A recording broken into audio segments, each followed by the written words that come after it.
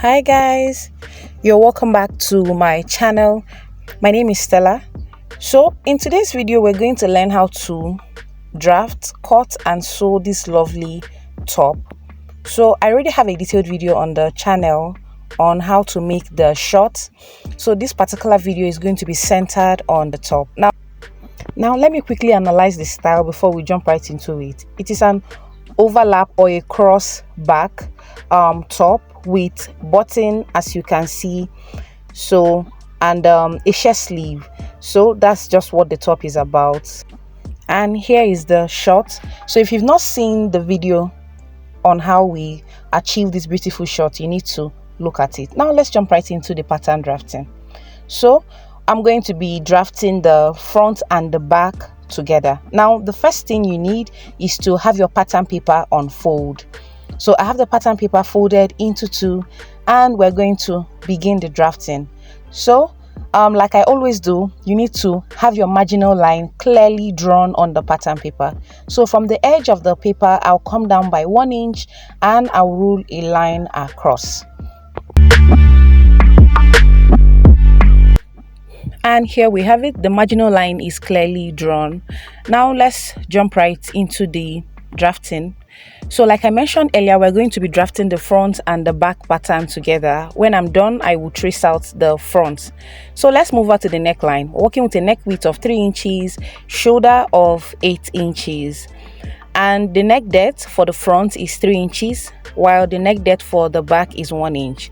Now to get your own standard neck measurement, you divide your bust round by 12. So I will go ahead and connect the neckline for the front, and here it is. I'll also use the pattern master to connect the neckline for the back. So we're done with the neckline. Now let's move over to the sloping of the shoulder. So I'll be sloping both the front and the back shoulder with 1 inch. Now I'll go ahead and connect it to neck width using a straight line, and here we have it.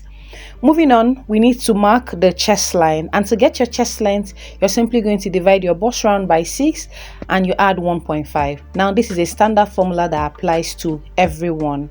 So I'm working with a bust round of 40, and 40 inches divided by 6 plus 1.5 will give us 8.1, and I will add the 1 inch shoulder slope, making it a total of 9.1. Now I will go ahead and rule a straight line across. So this line is the chest line. Now on the chest line, I will go ahead and mark half of her shoulder measurement, which is 8 inches. And I will come here with my pattern master and I'll proceed to just use a broken line to connect it to the shoulder slope, because like I always say, we don't actually make use of this line. So let's go ahead and mark all the vertical measurements. Now from the starting point to her waist length is 17.5 inches. And from the starting point to the desired top length or the blouse length is 28 inches. Now I'll repeat the same thing here as well so that I can get a straight line. Shoulder to waist 17.5, shoulder to the blouse length is 28 inches. And I'll proceed to connect these points using a straight line, and here we have it. So I will go ahead and label this much later. Remember that the pattern paper is still on fold. So let's go ahead and mark the round measurements. Now we're working with a bust round of 40, and 40 inches divided by 4 will give us 10. I'll mark it on the chest line. Now I'm adding an ease of 0.75, and I also added 1 inch as the sewing allowance. Now let's move over to the waist length. I'm working with a waist round of 35, and 35 inches divided by 4 will give me 8.75. I will also mark my ease of 0.75 and my 1 inch side seam allowance. Now let's move over to the blouse length. And on that point, I will mark the circumference around where the blouse is stopping, and mine is 40 inches. So 40 inches divided by 4 will give us 10. Now at this point, I'm adding 1 inch as my ease and 1 inch as the side seam allowance. So unlike other points where we added 0.75 as the ease. Now I will go ahead and connect this first with a pencil, because I would like to highlight an important point at this step. So I'll go ahead and just connect them with a pencil using my French curve, and you also need to pay attention to the placement of the curve. So this is what we have. Now if you look at the waist point, you will see that the curve went inwards um a bit much, and that's not what I want. Now the actual blouse is free, but it still has a little bit of shape. So because I don't want my waist length to be inwards, I will come out by zero point 0.5. Now the essence of coming outward by zero point 0.5 is just to give it that free effect while still maintaining the shape. So I will go ahead and now highlight it using my marker pen. Remember, it's optional. You can actually make use of your waist round divided by 4 plus your ease and your size seam allowance if that's what you want. But I still added extra half an inch to the ease. All right, so this is what we have now. So let's move over to the armhole. Now I'm going to go ahead and divide the armhole into two. Remember, this pattern is actually for the front and the back. So I'll first draft the back armhole. And to do that, I'll get the midpoint of this line and I'll come inwards by half an inch. So I'll come in with my ruler and I'm going to go ahead and connect a straight line to the half an inch, and I'll use my pattern master to finish up the arm side or the armhole curve. Now this is the back armhole curve. So to draft the front armhole curve, at that midpoint, I'll come in by 0.75 and I'll make a mark there. With my pattern master also, I will go ahead and draw the armhole curve for the front. Now, you can actually draft the two of them together like I have just done, or you draft them separately. I decided to do them together and I'll trace out the front before we make further alterations. So this is what we have. Now let's alter the neckline to the desired style. So I want the neck width to be 3.5 inches and I want the neck depth for the front also to be 3.5. So it's 3.5 by 3.5 for the front and the neck depth for the back is 2 inches. Now I will go ahead and connect. Remember, I altered the front neckline to 3.5. So 3.5 neck width and 3.5 neck depth for the front and 3.5 neck width by 2 inches neck depth for the back. And here we have it. Now I will still go ahead and add all the allowances. So this is what we have now. And I will trace out the front like I have mentioned before we alter this pattern to the desired style. Now for this particular blouse, the actual style alteration is only on the back. So that's why I will trace out the front alone. Then we will work with this pattern for the back. So here we have it. I have traced out the front. Now let's alter this to the back. So the first thing I did was to use my tracing wheel to trace out all our drafts so that it can reflect on the other side. Now I will go ahead and highlight the center of the pattern. And here we have it. So this is the midpoint of this pattern paper. Now let's continue. So the first thing you will need to do is to determine the side that you want your overlap or the cross. Remember that it's a cross back or an overlap back. So I want mine to be this way. I'll go ahead and mark that 1 inch size seam allowance that I added. So I have it marked now. Now the remaining space, I will measure it and divide it into 3. So what I have there is 10.75 inches and we're going to divide that into 3 and that will give us approximately 3.5 inches. So I'll go ahead and mark the 3.5 inches on this space. So this is it. I have that space divided into 3. Okay, remember the first thing is to highlight the center of the back. Then you mark your sewing allowance, which is 1 inch. Then you go ahead and divide the remaining space by 3. Now I have the points marked. So another point is the part around the hem of the blouse. Now, because it's a cross back, you need to determine the extent of the opening around where the blouse is crossing. So now what I did was to measure 6.5 inches from the hem of the blouse upward.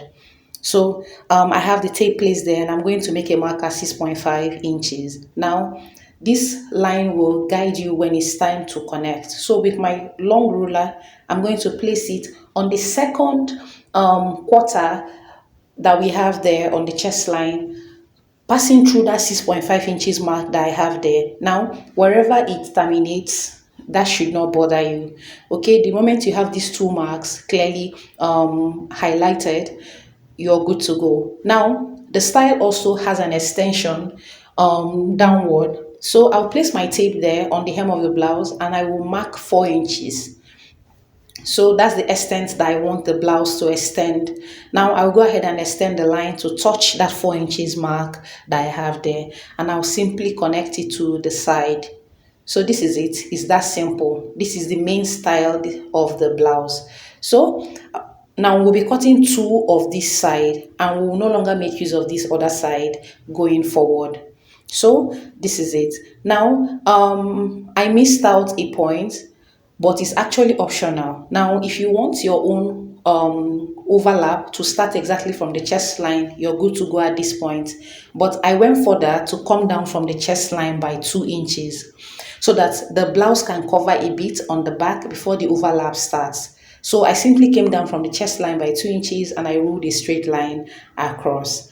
So this is it. So I will go ahead and ignore this our line that started from the chest line, and I will cut it from that 2 inches mark all the way down. Now this is the only alteration that I made. So here we have it. I'll proceed to cut this out. Remember, like I mentioned, I have traced out the front, including the front armhole and everything. Now before I finish up the cutting, I'll go ahead and fold it back, all right, so that I can cut out the back yoke.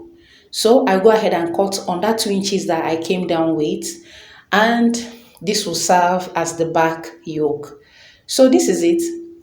The back yoke is ready. Now remember I mentioned in the beginning that the blouse has a slit on the back with a button, so we'll get to that much later. For now, let's finish up the cutting of the back. So here we have it. Now we don't need this part anymore, so I'll discard it. Now we're only going to work with this other part and I'll finish up my cutting. Yeah. So here we have it. I have cut it out. Now this center line that we highlighted on the back, you will need to notch it, and it's super important. Remember, we're going to be cutting two of the back and we're going to be cutting this yoke. So here's the front. I have traced it out, and I also added 1/2 inch allowance on the neckline, on the shoulder slope, and around the armhole. Okay, so on the fabric, we're going to be adding the hemming allowance on the fabric. So this is it. Now I'll go ahead and transfer them to the fabric, and here we have it. Now let's look at the front. So we have all the allowances added. The only thing we have added on the fabric direct is just the hemming allowance, and I made it 1/2 inch. So this is it for the front. I'll keep it aside. Now let's look at the back. So let's start with the overlap. Now this is it. So I have two of it cut out and they are still pinned. Now let's take a look at the allowances. I have 1/2 inch added all round, and I also added 1/2 inch to the back yoke. Now we will still slit it for the bottom much later, but for now I will go ahead and notch that center line that we highlighted on the back. Now this line is super important because it will guide you when it's time to join the overlap so that you don't mix them up. So this is it. Now I will go ahead and take off the pattern paper on the yoke so that we can slit it for the bottom. Now another important guideline is to go ahead and use your pressing iron to press this flat now that it's still on fold so that you can see the crease line. Okay, because we're going to be cutting along the crease line, and I have done that. So I will go ahead and also highlight the wrong side of the fabric because both the right side and the wrong side, they both look alike. Now with my tape, I will measure down 5 inches because that's the length of the slit that I want on the back. So I will come in with my scissors and I'm going to go ahead and cut along this line. But first, let me highlight it so that we can see the line I will be cutting on. So this is it. I have highlighted the center of the back yoke. Now with my scissors, I will go ahead and cut down. And I also went ahead to cut out the fabric on bias. Now bias simply means to cut on the line of stretch. So that's the line, the fabric I'll be using to pipe this when I'm done. For now, let's go ahead and cut. So I have cut it down. Now at the end, you will need to give it a tiny cut in form of a V or a W, okay? Now this is it. I went ahead to still cut it at the edges further. Now this will allow it to open up more when it's time to pipe that area. And I'll be using this bias, this piece of fabric that I cut on bias to finish up the slit. And the width is 1 inch. So I'll go ahead and pipe the back slit. And I also cut out the fabric that I'll be using as the facing for the front. So here we have it. The width is 3 inches. So I will use it to turn the neckline of the front, and I will use the piece I cut on bias to finish the back slit. Now I will go ahead and hem this our overlap. I will hem the lower part and I will hem this side as well.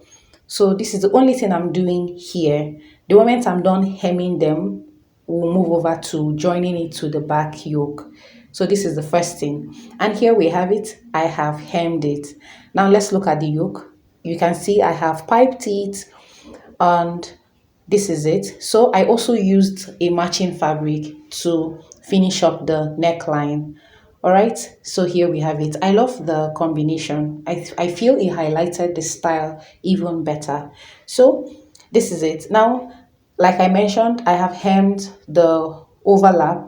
So I hemmed it both at the lower part and on the side that it will be crossing. Now let's go ahead and match those notches that we have. So I'm going to place them. So at this point, it's facing the right side.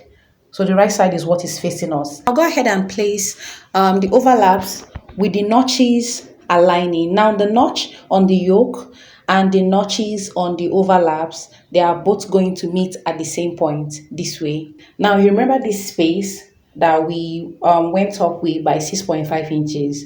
So it's super important because the higher you go, the more the person's body or skin will be revealed when they wear this blouse. So you need to take note of that part.